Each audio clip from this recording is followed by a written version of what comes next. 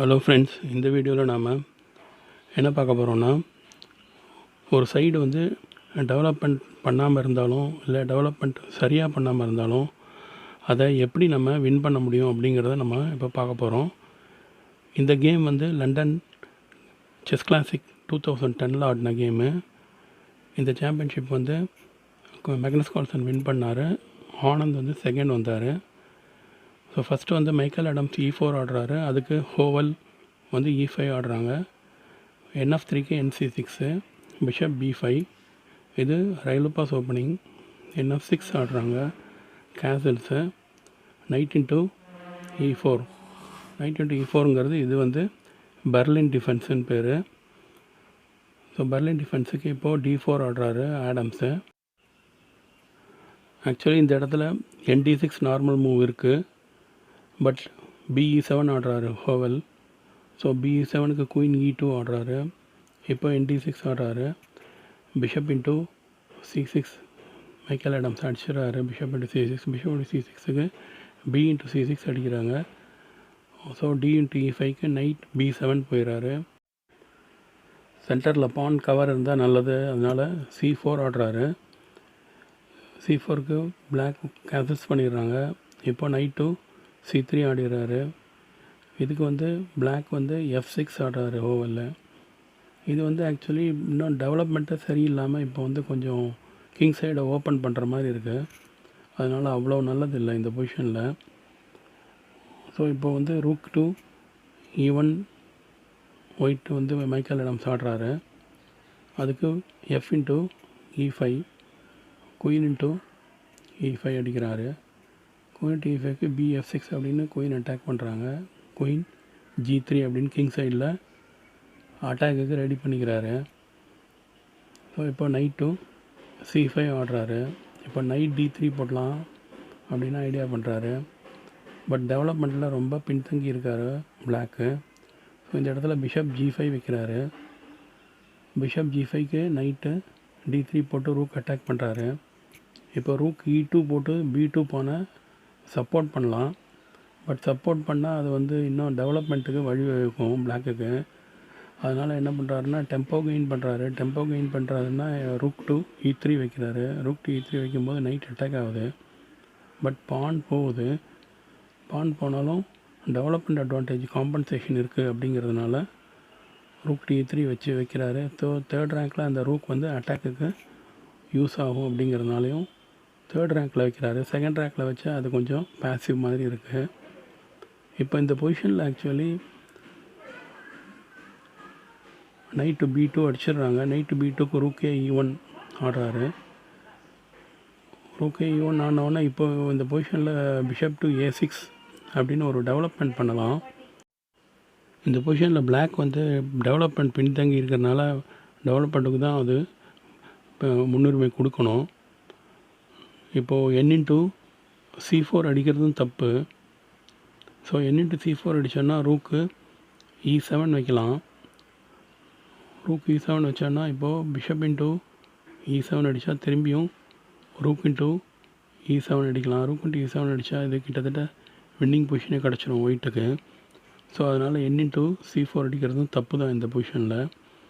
So bishop A6 development ஆடணும். ஆனால் வந்து பிளாக் வந்து பிஷப் இன்ட்டு G5ன்னு பிளாக் பிஷப்பை எக்ஸ்சேஞ்ச் பண்ணுறாரு. பட் எக்ஸ்சேஞ்ச் பண்ணும்போது நைட் மேலே வந்துடுது. Night G5, night into G5 அடிக்கிறாங்க. குயின் F6 அடிக்கிறாரு. குயின் F6 ஆடுறாரு. குயின் F6க்கு இப்போது ரூக் F3 அப்படின்னு ஒயிட்டு அட்டாக் பண்ணுறாரு குயினை. ஆக்சுவலி இப்போ வந்து குயின் D6 பிளான் பண்ணியிருந்தார். பட் குயின் D6 ஆட முடியாது, ஏன்னா பேக் ரேங்க் வீக்காக இருக்குது. ஸோ அதனால் யோசிச்சுட்டு இவர் திரும்பியும் குயின் D8 போயிடுறாரு. ஸோ இந்த பொசிஷனில் ஆக்சுவலி குயின் D6 முதல்ல திங்க் பண்ணது. அப்போ சப்போஸ் ஆடினார்னா என்ன ஆகும்னு பார்க்கலாம். குயின் D6 ஆடினா குயின் H4, அது வந்து H7 அட்டாக் பண்ணுது. குயின் H7 மேட்டு இமீடியட் த்ரெட் ஆகுது. இப்போ H6 அப்படின்னு ஆடினார்னா நைட் டு F7 போட்டுடலாம். நைட்டு F7 போட்டோன்னா இப்போது ரூக் டு F7 அடித்தாங்கன்னா rook E8 check. Rook E8 check போட்டோன்னா இப்போது ரூக்கு எக்ஸ்சேஞ்சு கிடைக்கிது. இப்போ ரூக் போயிடுது.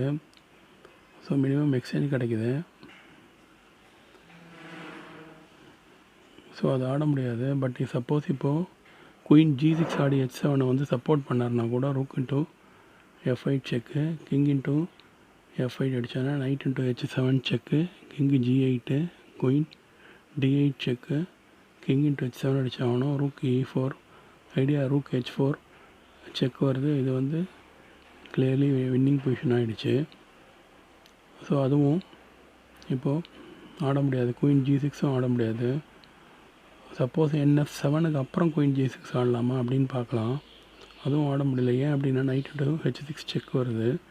நைட் இன்ட்டு H6 செக் அடித்தாங்கன்னா இப்போது G இன்ட்டு H6 அடித்தா ரூக் G3 குயின் வந்து பின்னாயிடுது. ஸோ இது கிளியர்லி வின்னிங் பொசிஷன் ஆகிடும். சப்போஸ் இப்போது நைட் இன்ட்டு H6 செக்குக்கு குயினால் அடித்தாருன்னா G இன்ட்டு H6 அடிக்காமல் குயின் இன்ட்டு H6 அடித்தாருன்னா ரூக் செக் வரும். கிங் இன்ட்டு F5 அடித்தாகணும். Queen D8 check, king F7, queen E8 check, king F6, knight E4 check, king F5, king F5க்கு G3 செக்கு. இப்போ திரும்பியும் king F6 போனால் குயின் F8 செக்கு, king G5 வந்தாகணும். King G5க்கு queen F5 check, king H4க்கு rook E4 check and mate ஆகிடும். Queen போட்டானா rook into queen mate ஆகிடுது. So queen D8 போகிறாரு. குயின் D8க்கு இப்போது நைட் CE4 ஆடுறாங்க. நைட் CE4 ஒரே ஒரு குயின் சைடில் இருந்த நைட்டும் கிங் சைடுக்கு வந்துடுச்சு. இப்போ பிஷப் A6. இப்போ night into H7 night sacrifice பண்ணிடுறாரு. ஏன்னா 3-4 பீஸ் இருக்குது கிங் சைடில். ஸோ இது கிளியர்லி வின்னிங் பொசிஷனாக மாறுறதுக்கு நிறைய சான்ஸ் இருக்குது. பிளாக் வந்து இப்போது ரூக் இன்ட்டு F3 அடிக்கிறாரு. இம்மீடியட்டாக கிங் இன்ட்டு H7 அடிக்க முடியாது. ஏங்கிறத நம்ம இப்போ பார்க்கலாம். ரூக் F3க்கு பதிலாக இப்போது கிங் இன்ட்டு H7 அடித்தாருன்னா இப்போது G5 செக்கு, கிங்கு G8 தான் போய் ஆகணும். கிங்கு G8 போச்சுன்னா இப்போது ரூக் இன்ட்டு ரூக் செக்கு. இப்போ குயினால் அடித்தாருன்னா queen H5, H4 R H3 போட்டோன்னா குயின் H7 செக்கு வின் ஆகிடும் கிளியராக.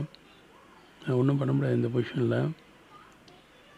So suppose queen into F8 அடிக்காமல் ரூக் இன்ட்டு F8க்கு கிங் இன்ட்டு F8 அடிக்கிறாங்கன்னு பார்த்தோன்னா குயின் F3 செக் வைக்கலாம். குயின் F3 செக்குக்கு இப்போ குயின் F6 ஆட முடியாது. குயின் F6 ஆடினா நைட்டு H7 செக் வச்சா இப்போது கிங்கும் குயினும் ஃபோர்க் ஆகிடும். குயின் போயிடுது. ஸோ அதனால் குயின் F6 ஆட முடியாது. கிங்கு G8 போனோன்னா queen F7 check, king H8, queen H5 check, king G8, queen H7 check, king F8, queen H8 mate ஆகிடும். ஸோ இதுவும் ஆட முடியாது. ஸோ அதனால் இப்போது ரூக் இன்ட்டு F3ன்னு ஒரு மூவ் முதல்ல ரூக் எக்ஸ்சேஞ்ச் பண்ணுறாரு பிளாக்கு. ஸோ ரூக் இன்ட்டு F3க்கு G இன்ட்டு F3ன்னு ஒயிட் அடிக்கிறாங்க. G இன்ட்டு F3க்கு அடித்த அப்புறம் இப்போ கிங் இன்ட்டு H7 அடிச்சுக்கிறாரு. So knight G5 check, king G8, queen H4, again queen H7 threat வருது. ஸோ இதுக்கு வந்து பிஷப் இன்ட்டு C4 அடிக்கிறாரு. பிஷப் இன்ட்டு C4க்கு குயின் H4, H7 செக்கு.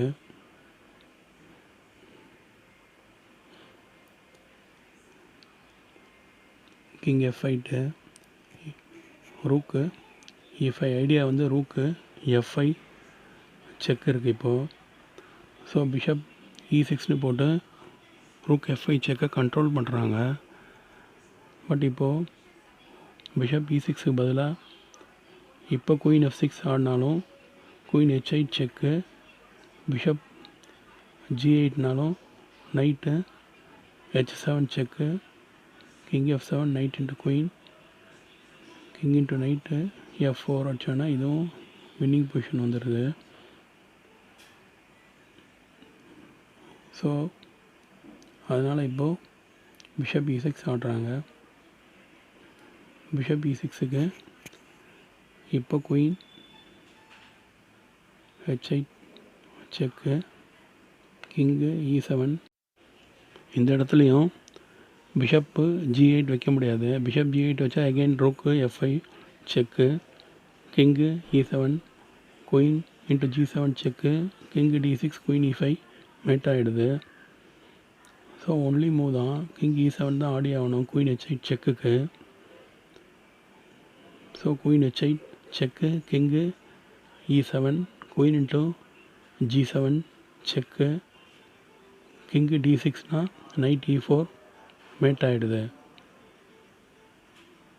சப்போஸ் கிங்கு E8 போனால் இந்த இடத்துல கிங் D6 போகாமல் கிங்கு E8 போனாலும் குயின் F7 மேட் ஆகிடுது. ஏன்னா பிஷப் வந்து பின்னாக இருக்குது. பிஷப் பின்னாக இருக்கிறதுனால குயின் F7 வச்சோன்னா பிஷப் இன்ட்டு குயின் கிடையாது, மேட் ஆகிடுது. தேங்க்யூ ஃபார் வாட்சிங்.